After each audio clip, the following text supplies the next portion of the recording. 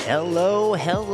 Welcome to the Nerdy Folks Podcast, a conversation about the nerdy things we love and the things that matter most. My name is Matthew Seipel Anderson. And I am Katie Seipel Anderson. We are the hosts of the Nerdy Folks Podcast. We love this community, and we are glad you're with us today. Today, we're talking about traveling through time.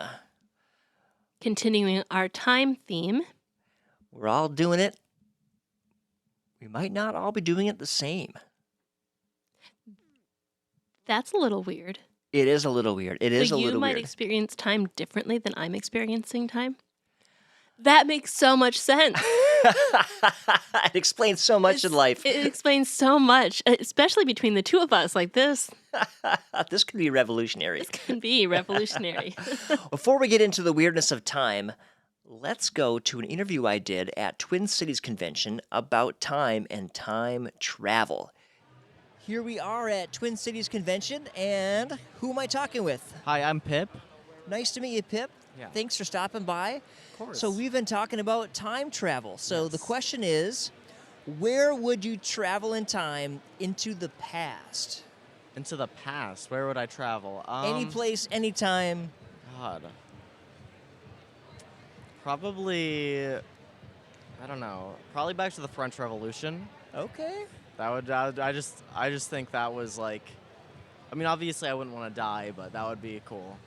Well, you'd have to get a fresh baguette, right? Because when you're in France. Yeah. Well, I don't know. The businesses weren't doing so well at the time, but yeah, I would try. The French Revolution. Interesting choice. I don't think that's where I would choose to go, but it would be memorable if you could keep your head. If you could keep your head, it would also help to know some French. That might be helpful. Unless you're experiencing the French Revolution someplace other than France, like in England or something. I'm serious about the baguette, though. And coffee. I mean, it's the I think it's the French Revolution. I don't think you can just walk down the street and get a baguette and coffee. I mean, they were pulling out the politicians to bring them to the guillotine, and that made them hungry. There's gonna be baguettes. L'Américain affamé veut une baguette. Okay, so how about into the future? Into the future. Yeah. Probably like, in the future it's different because I'd want to go somewhere in my lifetime. Okay. I would want to probably maybe like 50 years, see what's happening, Would you try to find yourself? Yeah, I definitely would. I definitely would, yeah. Nice. 50 years into the future. What do you think you would experience if you went 50 years into the future? Would you want to find yourself 50 years in the future? Honestly, I would not. I kind of don't think I would either. I don't know. Well, maybe. It's kind of like skipping to the end of the book to see what happens. Except that in this case, you just really don't know. And it kind of is more, it's going to affect you a lot more than a book. And what if you skip to like the wrong page and it's just like one tough season or even one amazing season? And you're like, oh, life's going to be great. And then you're like, whoa, as you go along. Yeah, and if you felt like you were just destined to have this great future, it might completely derail that great future. Yeah, because you just kind of float through life being like, it's all going to be fine. We'll be fine. I've seen the end of the story. I've seen the end. It's fine. Interesting. All right, I have one more question for Pip. Okay, final question. What if you had to time travel, but you knew it was a one-way trip? One-way trip. Where would you go, and why would you go there? I would probably, one-way trip, I would probably go to the 60s and stop Syd Barrett from going crazy. So Syd Barrett? Yeah. Okay. He's the former lead singer from Pink Floyd. He wrote their songs for a while. Right. Like if his career could be extended somehow. Too, Right. I don't know, because I like all the G albums, but I just wish Syd didn't go crazy. Interesting that music was such a big deal for him. Yeah, and he's actually the second interviewee that we have that chose where they would, no, maybe not where they stay, but chose to visit a time based on the music. Yeah. Would you choose a time based on if you had to choose a time that you could travel to based solely on music, what would it be? Oh man. Future or past?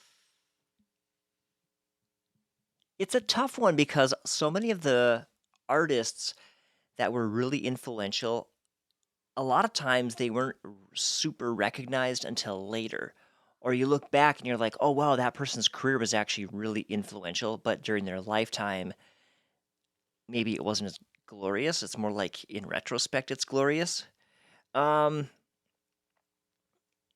well, okay, but just for fun, for the sake of fun, I think it would be fun to go back and see someone like a Bruce Springsteen in his heyday. Isn't he still kind of in his heyday though? Well, he's in his golden years. I think he's always been just living the dream there with music. It would be fun to go back and maybe get to meet someone like Thelonious Monk is a jazz pianist who I really like his tunes. I'm not a jazz aficionado at all, but I do know Thelonious Monk and a few of the other big names, and he was very eccentric and wrote a lot of songs that are still famous today. So it would be cool to meet someone like him, or to meet like a Mozart who was like a child prodigy, or to go back and see like a 8-year-old Mozart just shredding on the piano. Like it'd be pretty cool to see some of that stuff. That's true.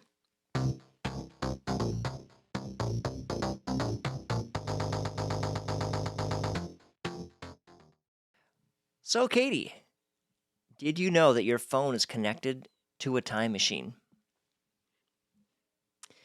Besides my camera with me reliving memories of the past. Yes. Okay. I did not know that.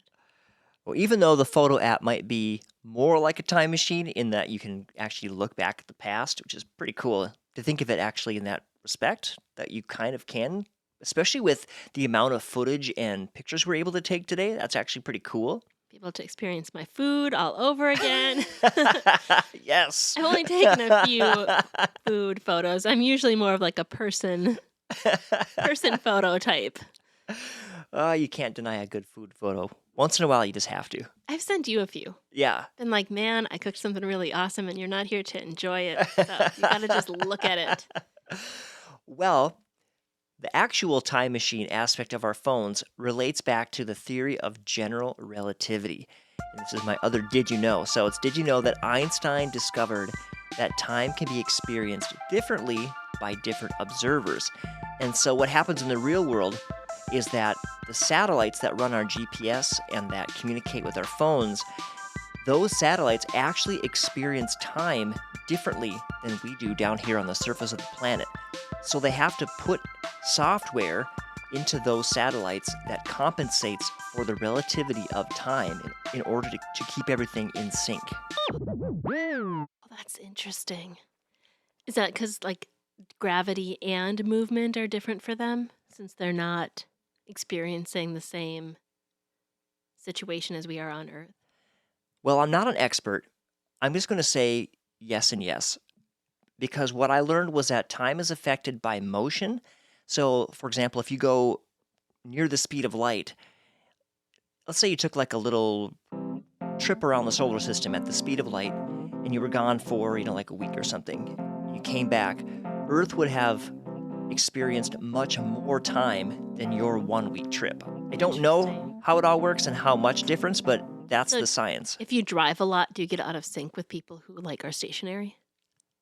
I bet you would, honestly. And I bet if you flew a lot, it would be the same thing. Maybe that's why you get so tired when you're traveling.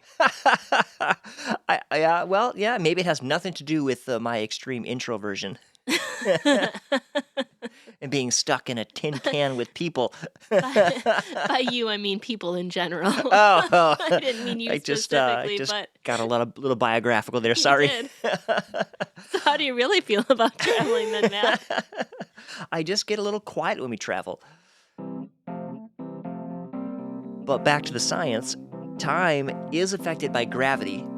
In fact, if you've ever seen the movie Interstellar, you'll remember the scene where the astronauts go to the surface of the planet that they think might be habitable, and it's near a black hole. The people on the surface of the planet end up experiencing time differently than the dude who's left back at the mothership. And so, yeah, really interesting example from science fiction that's actually more science than fiction. Because it's near a black hole. Yeah, so the gravity warps space, and so space and time are related. They actually refer to it as space-time.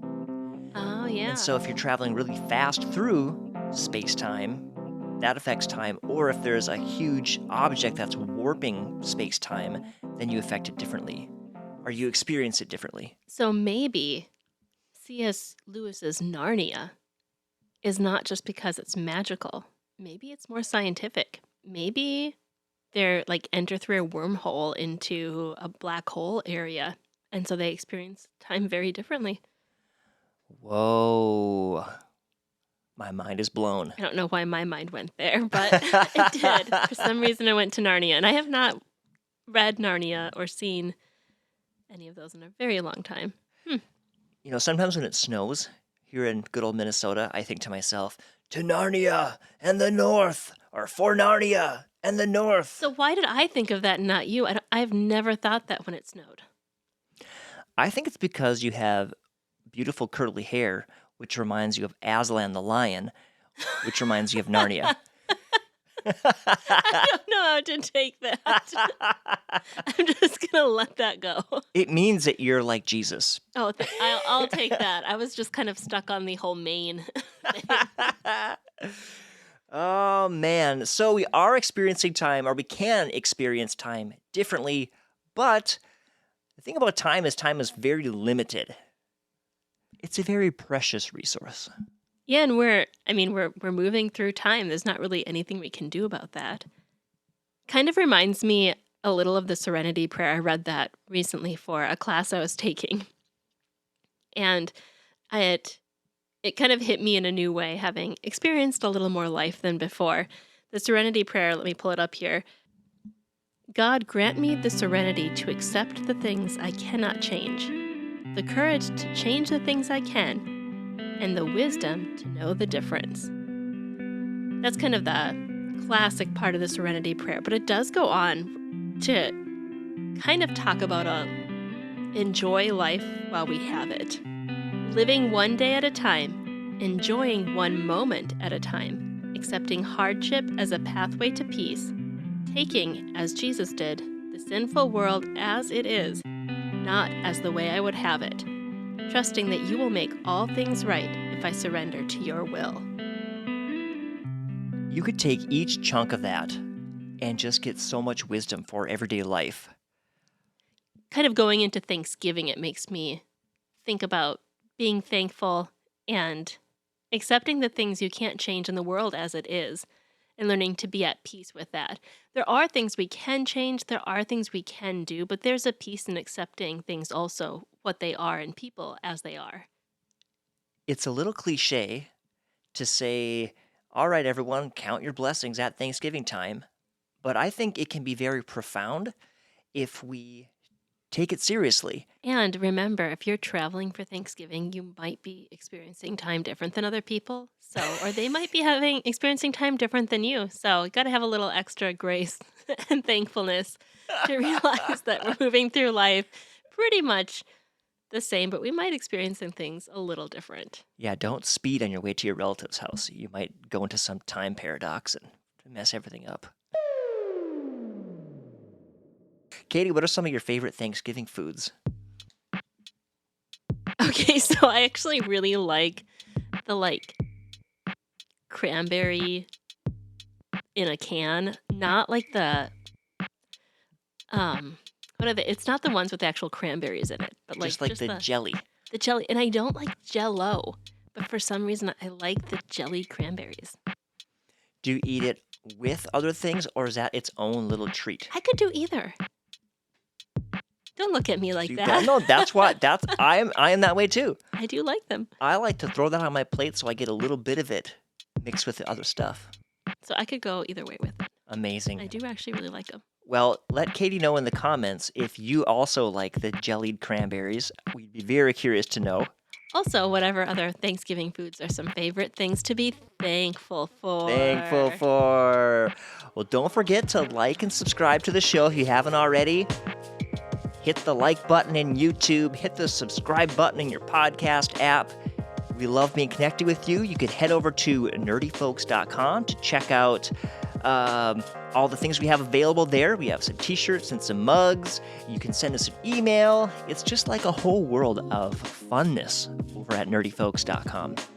All right, have a great Thanksgiving. Love y'all. Take care. God bless. Bye-bye.